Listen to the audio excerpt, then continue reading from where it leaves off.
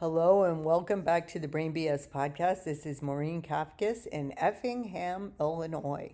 I am on the road on my 2 week cross country trip with Ginger and Basil, and I'm here to report on day number one in the Brain BS that came up.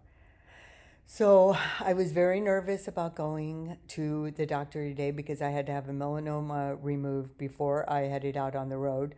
I was concerned that it was going to be bigger than I anticipated and that it was going to be painful and that I wasn't going to be able to manage the dogs and all the stuff that I have to carry to take care of them in the crate and, all that kind of stuff. So I was worried about that and I arrived to the appointment. I went for a walk with my husband first. I wanted to get a good walk in with the dogs and him. But then I started to get really anxious on the walk that I wasn't getting back in time and getting nervous. So I was definitely nervous going into that appointment.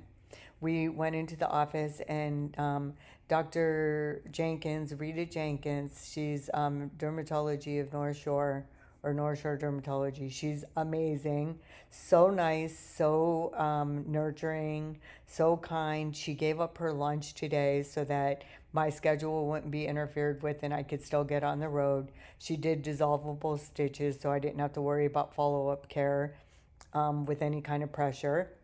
And when she first came in, I was just like, I'm kind of scared. And I actually cried, which I wasn't expecting, but she totally reassured me. And the tears came from listening to a lot of people tell me all the different possibilities. But that's how brains work, right? We want to look at all the things that could go wrong and not the things that can go right. And that doesn't make anyone a good or bad person. That's just the way human brains work. So I was pleasantly surprised. It was not painful. It burned a little to get the incision, but other than that, no problem. And there was supposed to be an antibiotic cream that I got to go with it.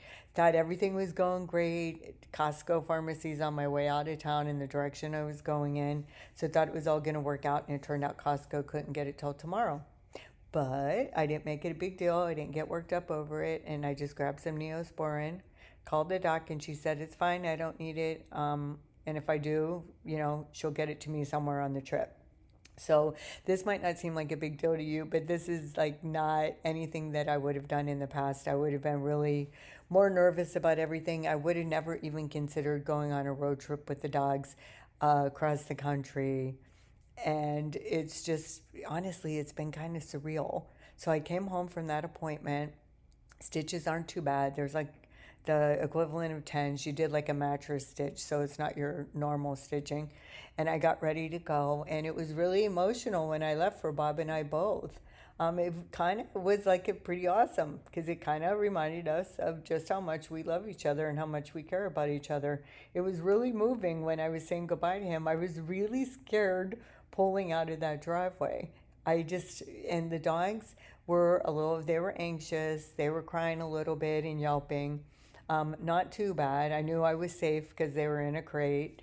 And it took them a little while to calm down. I pulled over on Willow Road into the park reserve and I gave them each a Benadryl in hopes that that would calm them down. And then probably it took about 90 minutes for them to actually ginger less. Basil, of course, the problem child. It took him a little bit longer. And then he would just like get up and he would look. But I'm like, these guys are 8 years old. They have never, aside from when they were puppies and I try to get them to like the car, they haven't been on a road trip ever. They've never been to a hotel. They didn't know what the hell was going on when they arrived at the hotel. They're like, where are we? It was kind of crazy. And it was just in checking in with them and then like their dog food, their water, and like all their stuff. And then my suitcase for like 2 weeks. And then the stuff I'm taking to Santa Barbara. It was like physical labor getting them in here. But I did it and I didn't complain, and I knew that I signed up for this because I'm getting comfortable being uncomfortable, and there's so many uncomfortable things today. 294 South, ugh, I hate it. It like especially after the airport, it gets crazy. There was construction, there's semis all around me, my least favorite thing.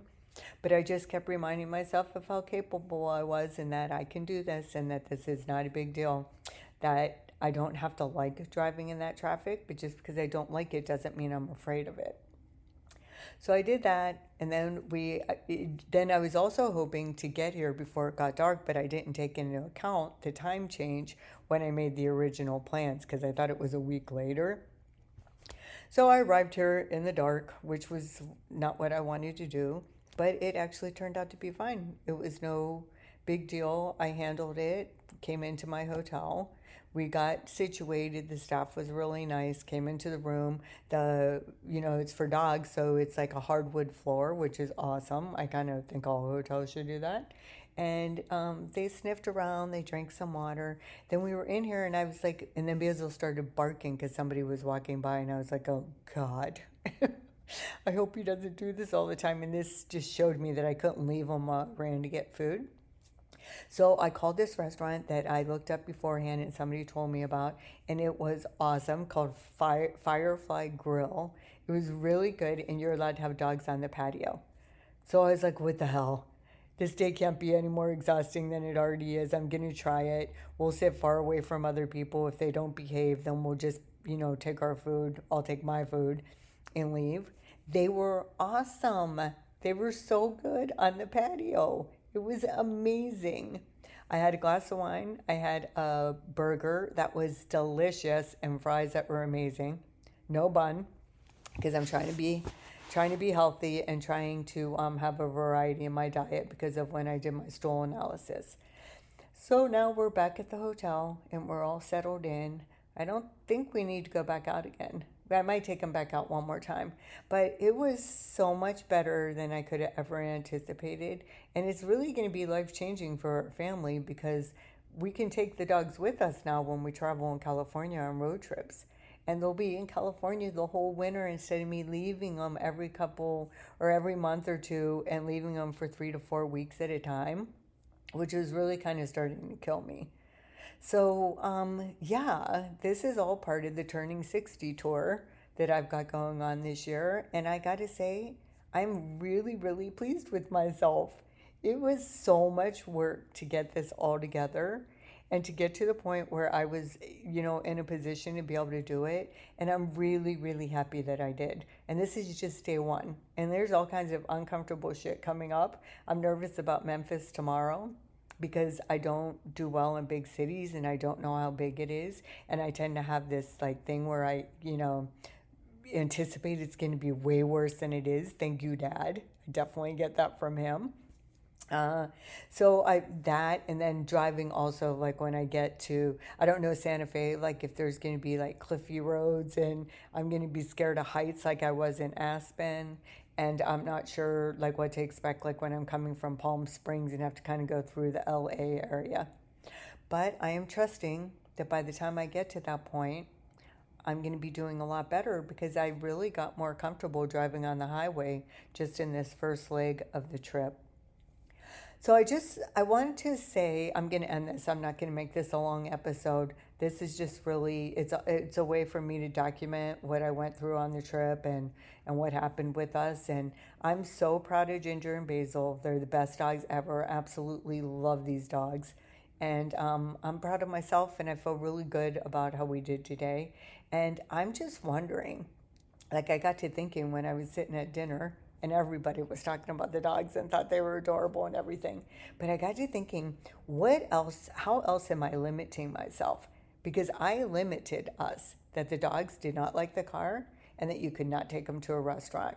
I thought that was factual. I believed it 100% and it was total brain BS. Got me really thinking about what else do I believe is factual that's not, even with all the work I've been doing, all the introspection, all the reflection, and really making this a practice. I realize that there's still things that I'm holding myself back in ways that I don't even know. And this trip is going to help me figure out what they are. So I'm really excited to be on it. Tomorrow's Memphis. I'm going to be spending time with my nephew Breen, who I've not seen in a long time, and I'm really excited about that. And I'll check in with you tomorrow night or at some point tomorrow to let you know what's going on, maybe before I go to dinner. Anyways, thanks for supporting me at the Brain BS podcast. Thanks for listening. Thanks for all your love and I really am trying to do what I can to make the world a better place and to support people who need it. So please help me to do that. Join the Brain BS community, work with me in one-on-one coaching, whatever you have to do to make this a priority. I'm telling you, I can't believe I drove here by myself. I kept thinking, this can't be real. I can't believe I'm in a car driving to Effingham and the dogs are in the back seat. That's how crazy this is for me to be doing this. I know you drivers out there, you don't think anything of it. You'll just hop in a car and go anywhere, but I'm not you. I've never been like that. So, yeah, it's pretty amazing what this work can do, what it can open up, and all the possibilities that are available to us if we are just willing to receive them and be open to them. So have a great night, and I will see you tomorrow when I'm back on the road again.